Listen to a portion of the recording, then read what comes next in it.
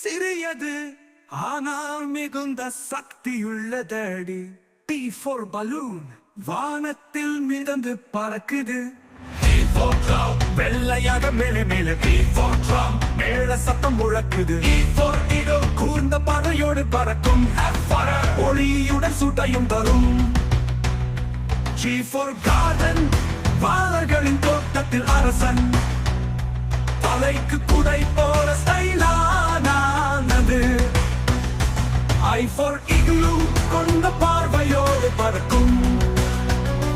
J for chali, குலுங்கும் இனிப்பான கரும். G for garden, பாலர்களின் தோட்டத்தில் அரசன். H for hat, தலைக்கு குடை போல ஸ்டைலானது.